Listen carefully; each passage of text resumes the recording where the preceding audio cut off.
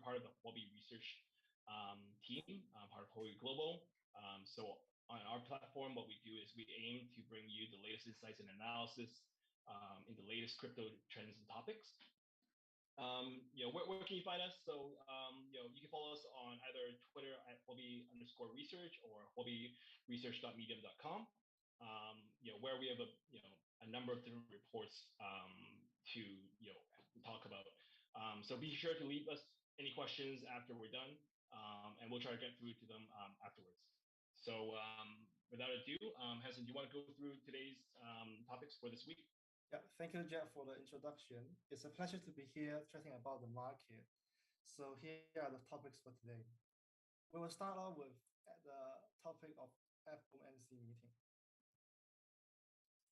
So last Wednesday, the Fed raises interest rate by 0.5% to fight inflation.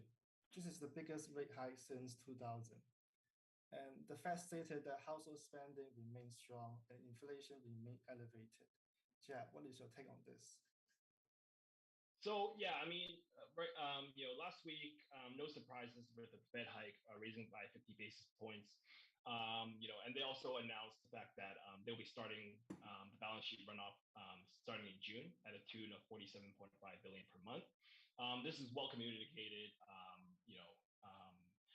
over the previous meetings. I think in general, previously the market saw it as a dovish take because of the fact that previously I think a lot of people were anticipating that even the Fed would hike up to 75 basis points. However, they just kind of maintained the fact that it was only going to be 50 basis points, and I think 75 basis points was off the table. So initially you saw a reaction to the upside, and then this quickly traded down. I think mainly due to the fact that a lot of people kind of recognized that even though the Fed was only raising at 50 basis points, basically you're raising at the fastest rate ever since the year 2000. So I think because of the fact that tightening is happening at the fastest record pace ever since the dot-com bust, you're seeing a lot of financial conditions tightening a lot, and that's really what's happening recently. And what's led to, I think, the crypto carnage as well as the broader general equity markets declining over the last several weeks. Yeah, I think the market is starting to not trust the Fed and Jerome Powell, and they're expecting the central bank to continue raising rates aggressively. Yeah, no, definitely. Yeah. For sure. I think because of the fact that you saw peak inflation rates over the last few months, where I think last month it recorded at a peak of 8.5%. This is basically unheard of ever since I think the 1970s, right? So I think because of the fact that inflation, given the COVID lockdown globally, basically stopped supply chains to a halt, and then everything was kind of restarted right away. I think you saw this material jump in the fact that supply and demand was imbalanced. And that's really what's driven this latest, I think, inflation print. Yeah. So the cryptocurrency market has crashed further yesterday because of the Luna UST Depeg. So Jack, can you tell me about what happened yesterday and what is your take on this event and the Luna UST Depeg? Yeah, so I think it's good to kind of just step back and just kind of give a brief rundown on crypto markets and prices in general. I think you saw Bitcoin just trading around 40,000 just a few days ago, and now it's to the tune of 32,000. ETH at 2.4K, the S&P down over 3.2% just yesterday. Nasdaq down 4.3%. I think as a result, you're seeing a broad market deleveraging across the board. And I think initially what had happened for the Luna Depeg specifically was that over the weekend, basically you started to see some strain where the peg was already starting to trade under one, around 98.5 cents. And then what had happened was for the curve liquidity pool, you saw some liquidity to the tune of 150 million of UST being withdrawn out from that pool, with another 84 being bridged immediately to Ethereum and being dumped. I think that's what initially caused the ripple effect of crisis in confidence, and that's what led to the overnight dramatic depeg of the UST, where we saw a low of 60 cents, and Luna traded I think around $26. So down 70% in just the last 6 days, which is pretty astounding. I mean, clearly we've rebounded from there. I think UST right now is trading around. Let me just check. I think UST trading around 92 cents. So and this is mainly due to the fact that I think Luna has some critical backers, mainly in the name of Jump Crypto, and some other big OTC trading firms, which has been helping it kind of reestablish the pay. So right now I think it's a confidence game where it really depends on the fact that whether or not they're able to slowly basically repay it back to one. So it remains to be seen. I think this is a headline that we'll be probably monitoring for the next week or so. Yeah, I think this is a wake-up call to the market that stable coins might not be as stable as you think. No, for sure. I think yeah. I mean, to the topic of stable coins, right? I mean, you've seen, I think, ever since DeFi summer 2020, you saw a number of different algorithmic stable coins. So Luna will be classified under the algorithmic stable coin section, where it's technically not over collateralized. So you have some over collateralized stable coins such as DAI, which basically the backing behind each DAI is over $1. So as a result, the chance of Depeg is pretty much zero. For these algo stable coins, you've seen Ampleforth, empty set dollar. I think a number of these where, because of the fact that end of the day you don't have full backing, it's very prone to the fact that there's potential downward spiral effect if there's a crisis in confidence, and I think that's exactly what we've seen. But I would also caveat and say that because of the fact that Luna is so well established in the ecosystem for crypto, and there's so many prominent, I would say, crypto firms backing it, it remains to be seen whether or not the peg will remain unpegged, or whether or not they're able to reestablish that, given the fact that they have ample amount of liquidity reserves, and also a number of backers supporting it. So it remains to be seen, but definitely it's a big blow to confidence on the more under collateralized stablecoins. Yeah, I do agree. Well, I think it is now a great opportunity to start looking at some NFT projects, since historically the NFT market usually performs well when Ethereum prices drops. As investors see it as an opportunity to buy NFTs at a discounted price. Yeah, no, for sure. I think, yeah, I mean, yeah, let's move on to the topic of Bored Apes. I think, yeah, this happened, 2 Saturdays ago, basically on April 30th. The much anticipated other side land sale by Bored Apes Yuga Labs, where basically they sold and generated more than $320 million for the startup, and it was basically the largest entertainment by a long mile, right? Gas surged completely and was crazy. I think to the tune of during the whole minting process, basically over 60K worth of ETH was burnt in terms of just gas fees, which is I think around $160 million. So this is crazy, right? I mean, it just goes to show you, I mean, even for, I guess, the most established projects, that there's still a significant amount of demand within the ecosystem and outside. And I know, Hasan, you also took part in this. What was your thinking and experience for the whole thing? Yeah, I actually participated in the public minting event, and it was a once in a lifetime experience for me. So initially, the ETH network got so busy that people are spending 4 to 8 Ethereum just in gas fees just for minting. And the minting process lasted for around 2 hours. And I was able to mint a land for around 1.5 years of gas fee. So totaled with 3058 coin cost. The cost of getting an Ape Land was around 6,000 USD. And after the public minting had ended, the other side land is initially traded around 7 ETH. So basically double the cost. But due to the high supply of land available and the macroeconomic environment, the price was unsustainable at 7 ETH and have dropped to a price floor of 3 ETH now.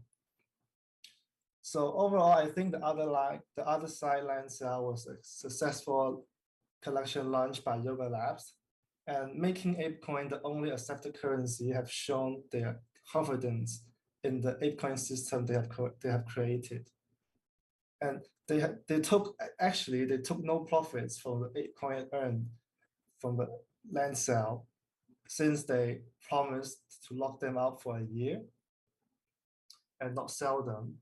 And ApeCoin now is only trading at 9 USD at the moment. So it is unrealistic to say that they have made 320 million profit during the land sale. And I believe ApeCoin is going to play a big part in the outside game, and prices will go back up once the economic model of the other side game is announced. Yeah, I mean, yeah, definitely for sure. I think definitely they made a huge amount of money, even with I guess the current depressed prices, because technically they just printed ApeCoin and airdropped it to a bunch of people that were Ape holders, right? So technically, I think from a net wealth effect, definitely I think they just created money out of thin air, and it just goes to show I think how strong of an ecosystem and how much of a belief there is with the Bored Apes brand. But my personal take is the fact that like basically, I would say Bored Apes kind of got away with selling a significant amount of promise and hype, given the fact that like this is the biggest NFT mint by far. It basically caused gas to surge, and they basically didn't improve on the contracts to make it more efficient.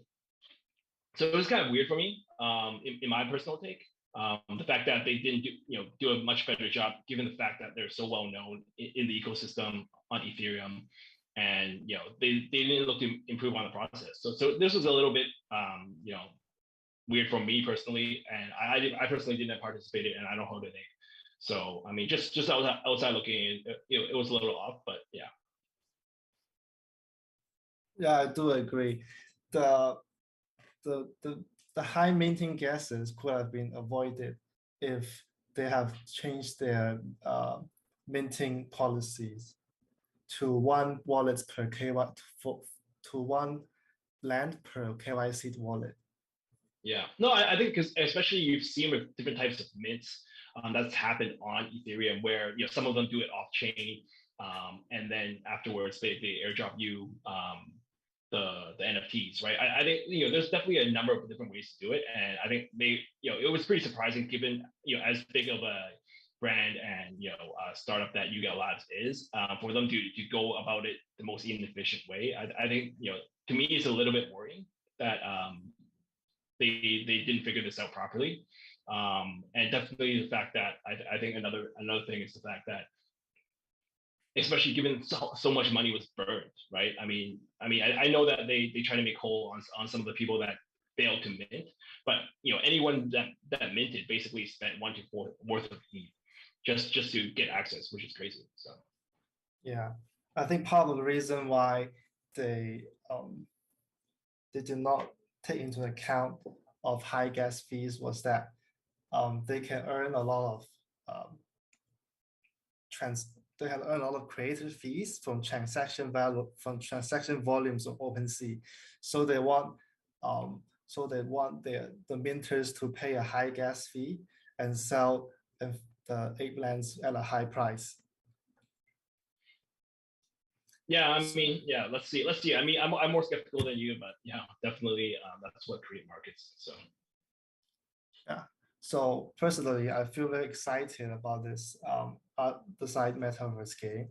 The art style looks amazing and unique. And when you are buying a piece of land from the other side, you need to take into account of the price differences of different types of land. So the factors that determine its value are its location, land type, artifacts, and codas. And the most expensive lands are located in the center. So the first 10K digit lands, they're only claimable by Bored Ape NFT holders, and single digit numbers land plots are being sold for hundreds of ETH easily. And the second most wanted lands are lands with a coda. Every 1 in 10 lands has a coda, and nobody knows what these cute creatures does. And they're being sold around for 20 Ethereum. So I hope these price differences and factors will not have a large impact on gameplay and experience. It's the last thing I want to see is that other side becoming a pay-to-win game. It will be unfair and uncompetitive. People will lose interest quickly. Yeah, I mean, for sure. I mean, I'm just curious because you know, I mean, definitely, I think, you know, it's been known through Twitter that the coda rarity is definitely a big driver. I think, you know, so what's the ratio between, you know, having coda on land as opposed to, you know, having them without? And is the pricing reflective of that between I guess right now on OpenSea or Looksware, whether or not the pricing actually reflects that, you know, that rarity? Yeah, so the floor price of the floor price now for the other side is around 3 ETH.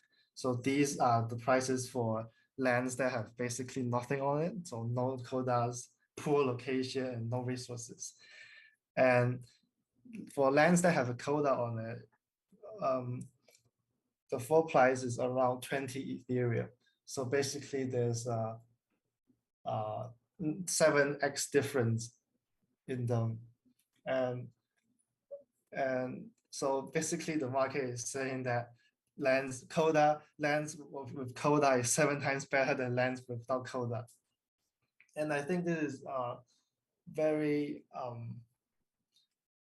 speculative price at the moment, and many people might get disappointed when they find out what coda actually does in the other side. Yeah, no, for sure. I think, yeah, definitely, because, like, you know, if you think about it, right, from a floor price of even a barren piece of land in the metaverse trading at around 3 ETH, that's what, you know, I think right now ETH is what, 2,400. So that's over $7,000 US. I mean, it's pretty crazy if you're selling it to me personally, because I think, you know, for the average person, it's pretty difficult. So I would hope that, I mean, they can generate a lot of value and actually create a very meaningful metaverse experience. But yeah, I'm definitely skeptical to see how this all plays out. But, you know, definitely rooting for them to make it successful. So yeah. Okay, let's move on to the next topic of ENS domains. And ENS domain names got so popular in the past few days and have surpassed 1 million created domains. And Jack, what do you think about this trend? And will ENS domains as important as .com domains in Web 2? Yeah, no, so I think, yeah, what caught a lot of people by surprise, because it was not that, I would say, advertised, you know, across Twitter in general, was that, or reported, in fact, was the fact that I think ENS domain names over the last few weeks have been, you know, significantly snapped up, you know, and minted by a number of different people. Because I think, you know, main point being the fact that I think they're speculating on the fact that, you know, certain digits, you know, especially three digits are of a certain rarity. So 3 digits right now, I think on a floor price basis is trading around 9 ETH. I think the mid price is under 0.1, which is pretty crazy. And then for 4 digits is trading around 0.9. And I think, you know, so as May 2nd, I think basically, you know, over 1 million you know, domain names were created. And basically, I think, you know, how a lot of people are seeing this is that, you know, given the fact that in certain cultures, you know, certain digits are valued significantly. Like, for example, you know, in Asian and Chinese culture, you know, 888, I would say is definitely, you know, highly valued. So I think there's been a lot of memeing and hype surrounding, the buying and trading of these ENS names. Of course, whether or not, this kind of pans out remains to be seen. But definitely, if you think about it from a meme standpoint or rarity standpoint, me having, 001 or, 00, 4 digits 001. I think, you can see it from like a 10K, profile picture, kind of release where basically the lower the number or the fewer the digits is more rare. And I think that's basically how it's kind of determined the pricing so far. But I guess it remains to be seen because of the fact that for these ENS domain names, right? If you imagine more in the more distant future, technically speaking, would we even be interacting with these domain names? From a wallet to wallet interactions, kind of setup, or will it be all bypassed because of the fact that from a user interface and user experience standpoint, we wouldn't even know what kind of wallet addresses that we're interacting with because it's all in the backend, right? So I mean, it definitely remains to be seen, but I think right now, definitely because of the fact that you've seen the rise of NFT trading a lot in the last few weeks. I think definitely right now it's a lot more about the memes and the hype, as opposed to whether or not there will be significant people paying a significant premium for these ENS domain names down the road, such as the fact with web2.com domain names. So definitely interesting. I won't discount it, but remains to be seen on my side. So. Yeah, I think the utility of these domain names are still in an explorative stage, and at the moment many investors saw this as an opportunity to make money and have signed up like multiple domain names of large corporations. And no, for sure. Yeah, for sure. Yeah. So I mean, it definitely remains to be seen because, like, I mean, so a funny joke I think that I saw on Twitter was the fact that a lot of some of these numbers actually expired the previous just recently because technically with these domain names you have to keep renewing it, and then people were able to remint at the basic price. So I would say if you want a certain number, I guess just wait until it dies down. And then you can probably mint it at, basically at the mint price without having to buy it in the secondary market. So, definitely when it dies down, you can pick up any number you want probably. So. Yeah, people do tend to forget to renew their registration. And I think at the moment, you can get 1 year of ownership of a domain by paying around 50 USD without taking into account of gas fees. And look, Huobi.eth is currently being listed on OpenSea at the moment for 88.8 ETH. Maybe someday Huobi will buy it. Yeah, or maybe the guy that registered Huobi.eth probably forgets about it because we're still in the bear market a year later, and then probably can just remint it. Yeah. Okay, let's move on to the next topic. Well, so let's move on to the topic of NFT lending and NFT finance.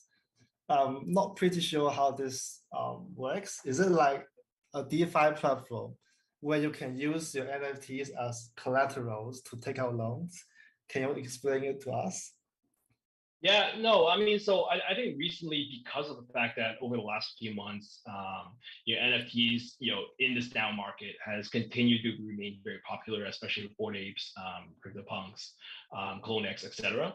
I think what you've seen is recent proliferation of the fact that people have been demanding for liquidity in the form of borrowing against those NFTs, because I mean, so basically NFT lending in the pure essence is pledging your NFT as collateral to borrow against. So I think right now we've seen so previously, over the last 2 years, we've seen more of a peer-to-peer model because of the fact that I think prior to the last year and a half, NFTs were probably less well known, and it only really exploded to the scene over the last year. So what had happened was, in a peer-to-peer model, basically you're meeting the borrower and lender are meeting each other and kind of negotiating the price and LTV and rate and duration of this borrowing, because of the fact that there's just no I would say very liquid market to borrow against. And I think most recently with what you've seen, so this would be the NFTFI, where it's a P2P model. So more recently in the last few months, I think you've seen the launch of FendDAO and JPEG, which are peer-to-pool models. So in this sense, this would be similar to the innovation by Aave, where basically you would deposit your collateral and then you borrow against it. Where basically these would be based off of Oracle pricing by Chainlink. And from there, you can borrow against it without having to personally negotiate with a counterparty. I think this is, of course, the next step, because of the fact that in a decentralized system, having to go through and speak and negotiate with one counterparty as opposed to just depositing in a collateral pool and then just borrowing against it, I think it's a no-brainer and definitely the next step. I guess right now is for me maybe just a bear market, but I'm definitely more skeptical of whether or not it really explode for now, because of the fact that you got a bunch of these lending protocols that just launched recently, and I would say right now, because of the fact that a lot of these NFT series, CryptoPunks, I mean other than probably CryptoPunks, 4 Days was just born and just had his 1 year anniversary, where there's not a lot of historical market pricing. So even though someone might want to borrow against it, it remains to be seen whether or not there's a significant amount of people that would lend, right? I mean, because at the end of the day, you need a borrower and people that deposit funds to lend, right? I mean, so I definitely am curious to see whether or not this grows and scales. I think longer term it does, for sure, because of the fact that once there's more established track records for these NFT series and these blue chips, definitely there will be a lot more comfort in terms of lending against it. But right now, I mean, it remains to be seen. So TBD on that front, I would say. I think if NFT lending becomes popular, it will be very bullish for the NFT market as a whole, because of the added liquidity from those people who lended their NFTs out. They might use their extra utility to reinvest into the NFT market and further pumping the NFTs they have landed. And so for example, do you know what are the most popular NFTs right now that are used for lending? Yeah, so I think JPEG just most recently are just testing out with CryptoPunks. I think end of the day, because of the fact that CryptoPunks has the most track record of all the NFTs and being the OG series, that's basically been the test case so far. I think LTV right now is just around 30-40%. Nothing too spectacular, and of course, because of the fact that end of the day you're lending against art, I think it's probably hard to ask for a very aggressive loan value. So definitely for sure.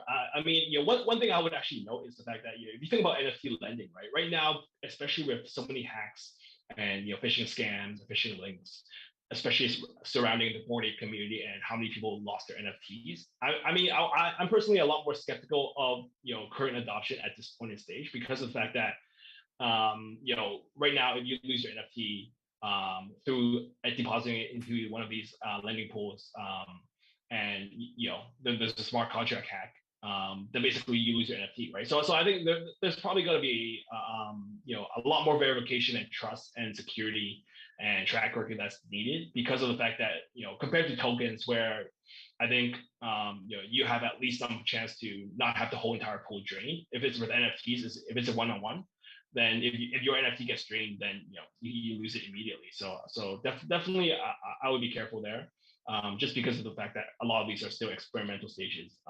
And even though it's good to get liquidity right now, I would probably say definitely be more mindful of that side. Yeah, security in the crypto space has always been an issue. So let's move on to next topic. Yeah, so you've been following this more carefully than me, with Artifact.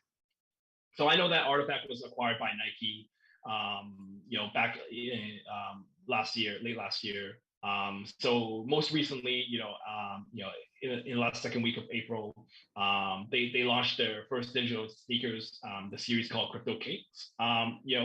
So what's all this? I definitely know that Nike has big plans for the metaverse as well as NFTs. So what's going on here? So I think the launch of Nike's NFT sneakers is really a revolutionary moment in the NFT fashion space. And the project has potential of bringing a massive amount of physical sneaker collectors to the NFT market space. So the secondary resale market of physical sneakers is estimated to be around 10 billion. And NFTs and sneaker collectors paying expensive premiums to get the rarest sneakers in the world. Many of them are willing to spend 10,000 plus USD dollars in sneaker collecting. And I believe that with the correct marketing and promotion of these NFT sneakers, a lot of physical sneaker collectors will start to shift into collecting NFT sneakers in the future.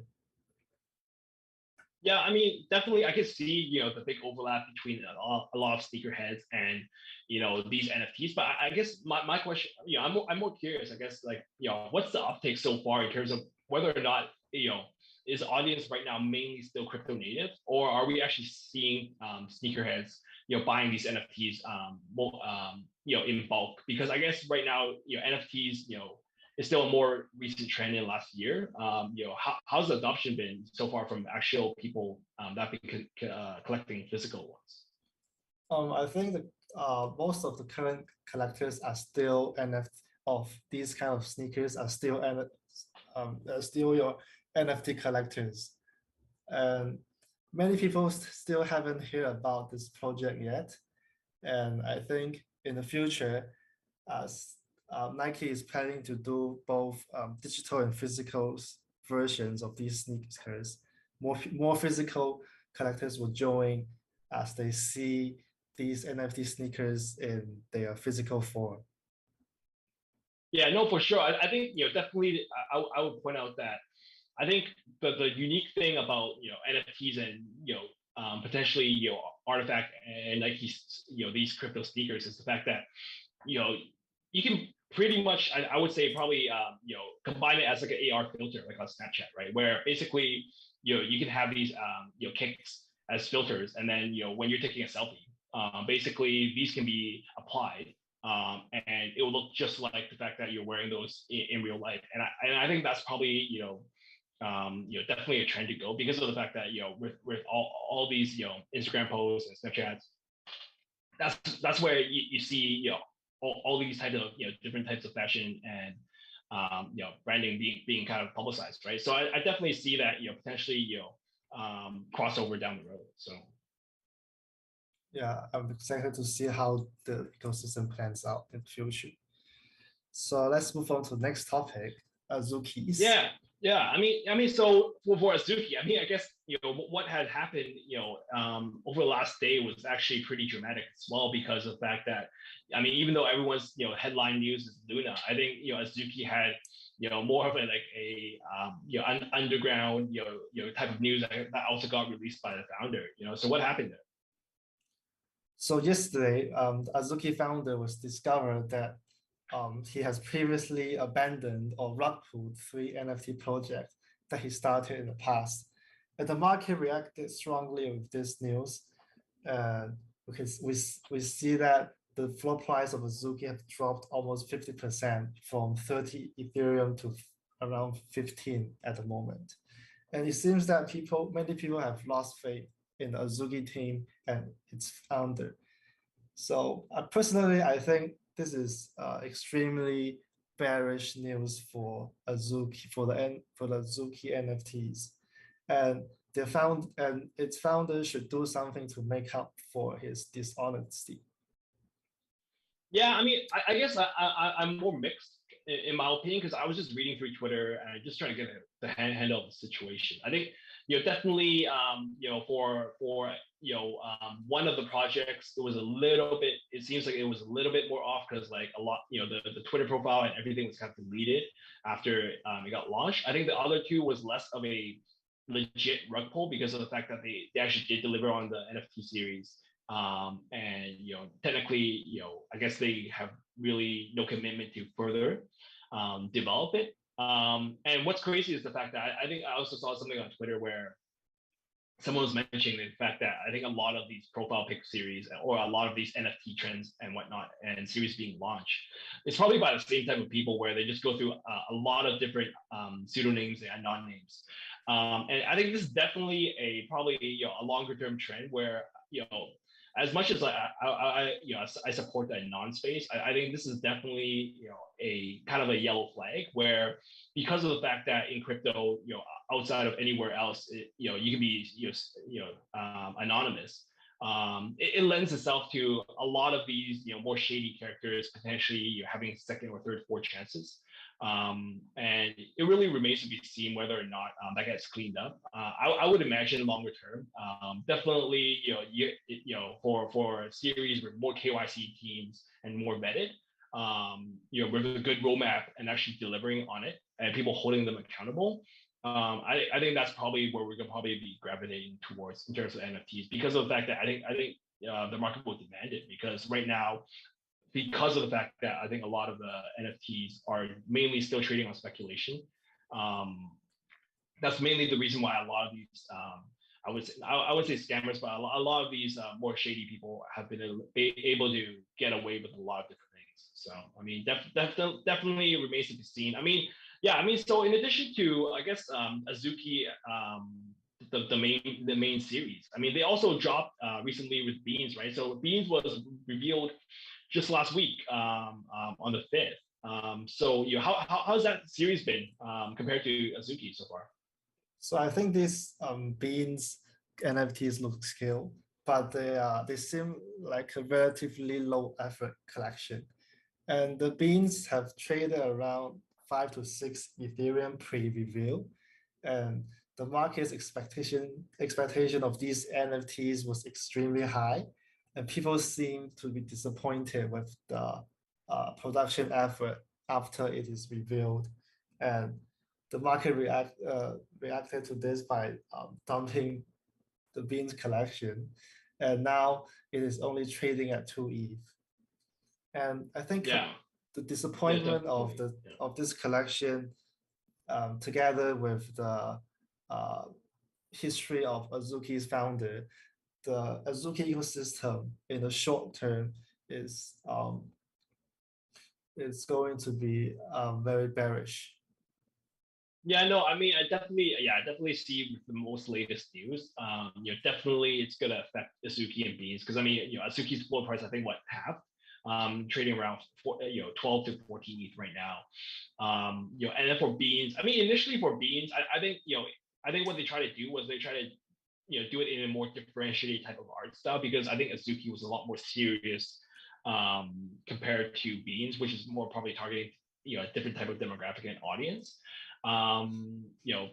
So it's definitely probably like a lower tier project compared to the OG of Azuki's. But I think some people on Twitter was talking about how that I think they were trying to target a different segment with a lower floor price such that it's easier, lower barrier to entry. I mean, even though technically it's still 2 ETH right now, it's still 5,000, around $5,000 US. Definitely, I think trying to target a different audience because of the cuteness factor. But yeah, I mean, right now, I mean, given the crypto carnage with Luna and the general market, and just a Azuki founder, revealing the fact that he was previously a part of these different other more shady type projects. Definitely, I think right now a lot of people are skeptical. I mean, if you're in it for the art, I think right now, Azuki, if you're in it for the art, you definitely can probably still buy it. But yeah, definitely remains to be seen whether or not they keep executing. So. Yeah, I mean, so I guess right now, I mean, it's good probably to see if we have any type of questions from the chat. And let's see. So feel free, if there's anyone, in live chat that would like to ask questions, please feel free to just, send it through and, give us a shout. So I'm just gonna go through this. Okay, so there's a lot of people that I guess are talking about Stephen. And I guess, yeah, maybe we can, shed some light on the recent trend about Stephen. So I think, yeah, I mean, right now with Stephen, what you've seen, what was a dramatic amount of adoption in the last few months, which has really driven the fact that I think, compared to the normal play to earn games, this move to earn model has definitely gained a lot of traction, because I think right now, right, if you think about a play to earn game, it's very hard to get in, and for anyone outside of crypto, like you probably wouldn't like tell them to go try it out. I think for a move to earn, it's definitely it's targeting a different type of demographic. Even like your mom or your grandma, can just download the app and just start walking, and then everything's pretty much set up in that app. So I think definitely because of that, it's gained a lot of adoption.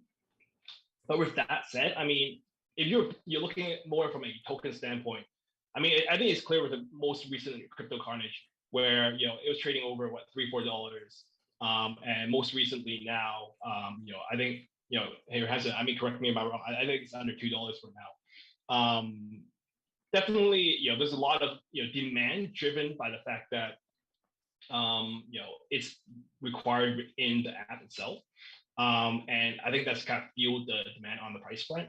So, I mean, for me, I'm a little bit more skeptical on the price front, given the fact that from a fully diluted valuation, it's pretty significant. I think last time I checked, it was over 16 billion.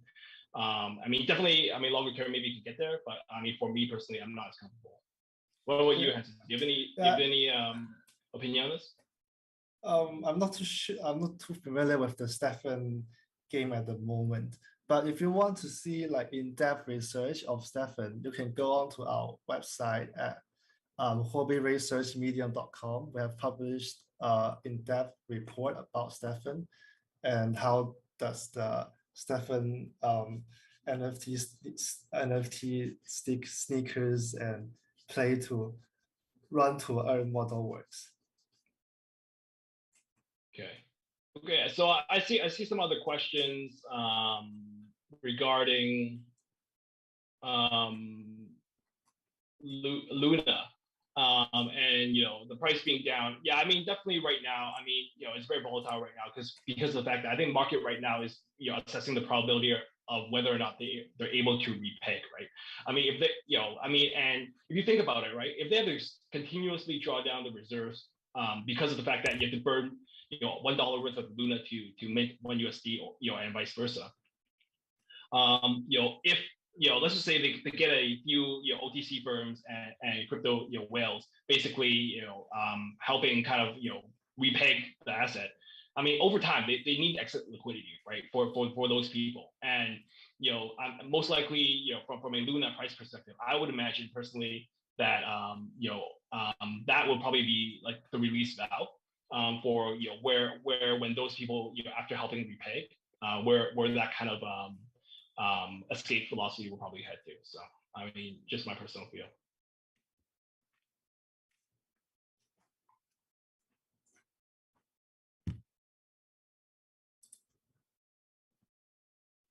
Okay, well, I mean, I think if there are no further questions, I think we'll probably wrap it up here. I mean, yeah, I mean, definitely follow us at at Huobi_research on Twitter, or we also have articles at huobiresearch.medium.com where we publish pretty significantly on a pretty frequent basis on week by week. So be sure to check us out there, and then definitely look forward to catching up next week. Has it any last thoughts? No. I'll look forward to seeing you guys next week. Yep. Thank you for coming. Thank you. Live.